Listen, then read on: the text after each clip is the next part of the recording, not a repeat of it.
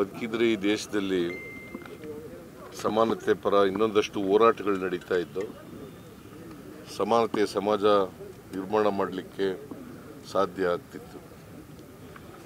ಸಂವಿಧಾನದ ಕರ್ತೃ ಬಾಬಾ ಸಾಹೇಬ್ ಅಂಬೇಡ್ಕರ್ ಅವರು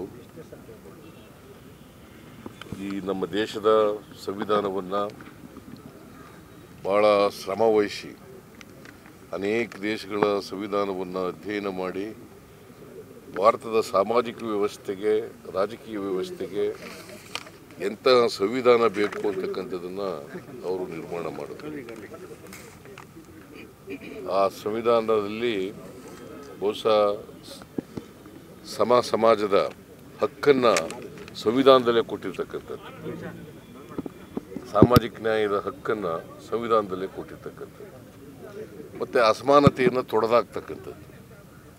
ಇದನ್ನು ಸಂವಿಧಾನದಲ್ಲಿ ಬೇರೆ ಎಲ್ಲಿ ಯಾವುದೇ ದೇಶದ ಸಂವಿಧಾನದಲ್ಲಿ ನಾವು ನೋಡಲಿಕ್ಕೆ ಸಾಧ್ಯ ಆಗುತ್ತೆ, ಭಾರತ ಸಂವಿಧಾನದಲ್ಲಿ ನಾವು ನೋಡಲಿಕ್ಕೆ ಸಾಧ್ಯ ಆಗ್ತದೆ. ಇವತ್ತು ಎಲ್ಲ ಜಾತಿಯ ಜನರಿಗೆ, ಎಲ್ಲ ವರ್ಗದ ಜನರಿಗೆ ಮತ್ತು ಬಡವರಿಗೆ ನ್ಯಾಯ ಸಿಕ್ಕಿದ್ರೆ, ಕಾನೂನು ದೃಷ್ಟಿನಲ್ಲಿ ಎಲ್ಲರೂ ಸಮಾನರಾಗಿದ್ದರೆ, ಅದಕ್ಕೆ ಬಾಬಾ ಸಾಹೇಬ್ ಅಂಬೇಡ್ಕರ್ ಅವರು ಸಂವಿಧಾನದಲ್ಲಿ ಸೇರಿಸಿರ್ತಕ್ಕಂಥ ವಿಚಾರಗಳಿಂದ ಅಂತಕ್ಕಂಥದ್ದನ್ನು ಇವತ್ತು ನಾವು ಮರೆಯಲಿಕ್ಕೆ ಸಾಧ್ಯ ಇಲ್ಲ. ಇವತ್ತು ಕಟ್ಟಕಡೆಯ ಮನುಷ್ಯನೂ ಕೂಡ ಅವನಿಗೂ ಒಂದೇ ಕಾನೂನು, ಭಾಳ ಶ್ರೀಮಂತರಾದವ್ರಿಗೂ ಕೂಡ ಒಂದೇ ಕಾನೂನು. ಅದಕ್ಕೆ ಆರ್ಟಿಕಲ್ 14ನಲ್ಲಿ ಭಾಳ ಸ್ಪಷ್ಟವಾಗಿ ಹೇಳಿದ್ದಾರೆ, equality before law, equal protection of law. Equality before law, equal protection of law. ಅದರಿಂದ ಎಲ್ಲರಿಗೂ ಕೂಡ ಹಕ್ಕನ್ನು ಕೊಟ್ಟಿರ್ತಕ್ಕಂಥದ್ದು, ಸಮಾನವಾದ ಹಕ್ಕನ್ನು ಕೊಟ್ಟಿರ್ತಕ್ಕಂಥದ್ದು, ಬರೀ ಹಕ್ಕಲ್ಲ ಕೊಟ್ಟಿರ್ತಕ್ಕಂಥದ್ದು, ಸಮಾನವಾದ ಹಕ್ಕನ್ನು ಕೂಡ ಕೊಟ್ಟಿರ್ತಕ್ಕಂಥದ್ದು. ಮತ್ತು ಆಸ್ತಿ ಇದೆಯಲ್ಲ, ಈ ದೇಶದ ಆಸ್ತಿ ಎಲ್ರಿಗೂ ಹಂಚಿಕೆ ಆಗಬೇಕು ಅಂತ ಹೇಳಿದ್ರು. ಸಮಾನವಾಗಿ ಹಂಚಿಕೆ ಆಗಬೇಕು, ಯಾರದೇ ಒಬ್ಬರ ಹೆಸರಿನಲ್ಲಿ ಇರಬೇಕು. ಯಾಕಂತಂದರೆ ಬಲಾಢ್ಯರ ಕೈಯಲ್ಲಿ ಅಧಿಕಾರ ಇದ್ದರೆ ಪ್ರಜಾಪ್ರಭುತ್ವ ಉಳಿಲಿಕ್ಕೆ ಕಷ್ಟ ಆಗ್ತದೆ. ಅದಕ್ಕೆ ಅಧಿಕಾರ ಹಂಚಿಕೆ ಆಗಬೇಕು, ಆಸ್ತಿ ಹಂಚಿಕೆ ಆಗಬೇಕು, ಸಂಪತ್ತು ಹಂಚಿಕೆ ಆಗಬೇಕು ಅಂತ ಹೇಳಿದರು. ಮತ್ತು ಅವ್ರು ಇನ್ನೊಂದು ಏನು ಹೇಳಿದರು ಅಂದರೆ, ನಮ್ಮ ದೇಶಕ್ಕೆ ಬಂದಿರತಕ್ಕಂಥ ಸ್ವಾತಂತ್ರ್ಯ ಅದು ಯಶಸ್ವಿ ಆಗಬೇಕಾದ್ರೆ ರಾಜಕೀಯ ಪ್ರಜಾಪ್ರಭುತ್ವ, ಸಾಮಾಜಿಕ ಪ್ರಜಾಪ್ರಭುತ್ವ ತಳಹದಿಯ ಮೇಲಿರಬೇಕು ಅಂತ ಹೇಳಿ. ರಾಜಕೀಯ ಪ್ರಜಾಪ್ರಭುತ್ವ, ಸಾಮಾಜಿಕ ಪ್ರಜಾಪ್ರಭುತ್ವ ತಳಹದಿ ಮಾಡ್ಕೊಂಡು ಅದರ ಮೇಲೆ ಇದ್ದರೆ ಮಾತ್ರ ಆ ಸೌಧ ಶಾಶ್ವತವಾಗಿ ಉಳಿಲಿಕ್ಕೆ ಸಾಧ್ಯ ಆಗ್ತದೆ. ಇಲ್ಲದೆ ಹೋದರೆ ಸಮಾಜದಲ್ಲಿ ಅಸಮಾನತೆಯನ್ನು ಉಳಿಲಿಕ್ಕೆ ನಾವು ಬಿಟ್ಟರೆ ಅಸಮಾನತೆಯಿಂದ ನೊಂದಂಥ ಜನ ಆ ರಾಜಕೀಯ ಪ್ರಜಾಪ್ರಭುತ್ವದ ಸೌಧವನ್ನು ಧ್ವಂಸ ಮಾಡ್ತಾರೆ ಅಂತಕ್ಕಂಥ ಮಾತನ್ನು ಅದನ್ನು ನಾವೆಲ್ಲರೂ ಕೂಡ ಅರ್ಥ ಮಾಡ್ಕೋಬೇಕಾಗ್ತದೆ. ರಾಜಕಾರಣಿಗಳು ಅರ್ಥ ಮಾಡ್ಕೋಬೇಕಾಗ್ತದೆ. ಪ್ರತಿಯೊಬ್ಬರು ಕೂಡ ಸಂವಿಧಾನನ ತಿಳ್ಕೊಳ್ತಕ್ಕಂಥ, ಅರ್ಥ ಮಾಡ್ಕೊಳ್ತಕ್ಕಂಥ, ಅದರ ಧ್ಯೇಯೋದ್ದೇಶಗಳನ್ನು ಈಡೇರಿಸ್ತಕ್ಕಂಥ ಪ್ರಾಮಾಣಿಕ ಪ್ರಯತ್ನವನ್ನು ಮಾಡಬೇಕು. ಅದೇ ನಾವು ಬಾಬಾ ಸಾಹೇಬ್ ಅಂಬೇಡ್ಕರ್ ಅವರಿಗೆ ಸಲ್ಲಿಸ್ತಕ್ಕಂಥ ಗೌರವ ಅಂತಕ್ಕಂಥದ್ದು ಹೇಳ್ತಾರೆ.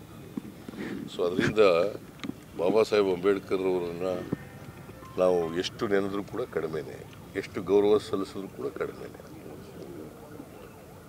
ಸೊ ಅಂಥ ಮಹಾನ್ ನಾಯಕನ ಪರಿನಿರ್ವಾಣ ದಿನವನ್ನು ಆಚರಣೆ ಮಾಡ್ತಾಯಿದ್ದೀವಿ. ಅವರಿಗೆ ನಾನು ನನ್ನ ನಮನಗಳನ್ನು ಸಲ್ಲಿಸ್ತೇನೆ. ನಾನು ಇದಕ್ಕೆ ಹೇಳಪ್ಪ ಸಾಕು, ಅದು ಆಮೇಲೆ ಅರ್ಜುನ 8 ಬಾರಿ ದಸರಾ ಅಂಬಾರಿ ಒತ್ತಿದ್ದವರು ಪಾಪ ಅವರು ಸಾವಿಗೀಡಾಗಿರ್ತಕ್ಕಂಥದ್ದು ದುರಂತದ ಇದು. ಯಾಕಂದರೆ ಇನ್ನೂ ಬದುಕಬೇಕಾಗಿತ್ತು.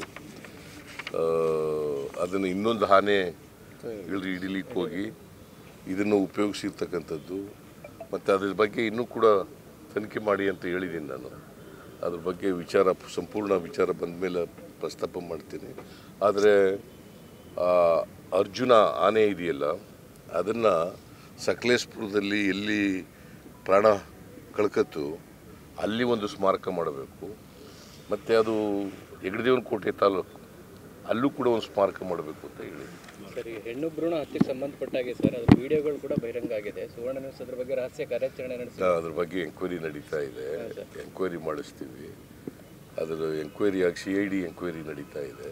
ಅದು ರಿಪೋರ್ಟ್ ಬಂದ ಮೇಲೆ ಯಾರು ತಪ್ಪಿತಸ್ಥರಿದ್ದಾರೆ, ಯಾರು ಜವಾಬ್ದಾರರಿದ್ದಾರೆ, ಯಾರು ಕಾರಣಕರ್ತರಿದ್ದಾರೆ, ಅವ್ರ ಮೇಲೆ ಕಠಿಣವಾದಂಥ ಕ್ರಮ ತಗೊಂಡಿದೆ.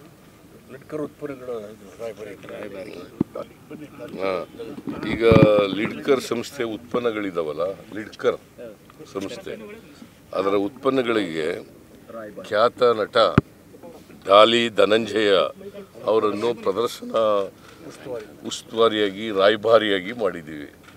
ಅವರು ಎಲ್ಲ ಉಚಿತವಾಗಿ ರಾಯಭಾರಿ ಕೆಲಸ ಮಾಡ್ತಾ ಇದ್ದಾರೆ. ಅವರು ಒಬ್ಬ ಉದಯೋನ್ಮುಖ ನಟ, ಕನ್ನಡ ಚಿತ್ರರಂಗದಲ್ಲಿ ಸಾಮಾಜಿಕ ಕಳಕಳಿ ಇರ್ತಕ್ಕಂಥವ್ರು. ಅದರಿಂದ ಅವರನ್ನು ರಾಯಭಾರಿಯಾಗಿ ಮಾಡಿರ್ತಕ್ಕಂಥದ್ದು ಅರ್ಥಪೂರ್ಣವಾಗಿದೆ ಅಂತಕ್ಕಂಥ ಮಾತುಗಳನ್ನು ಹೇಳಿ, ಇದರಿಂದ ಲಿಡ್ಕರ್ ಉತ್ಪನ್ನಗಳು ಹೆಚ್ಚು ಆಗ್ತದೆ ಮತ್ತು ಚರ್ಮ ಉದ್ಯಮಕ್ಕೆ ಉತ್ತೇಜನ ಆಗ್ತದೆ ಅಂತ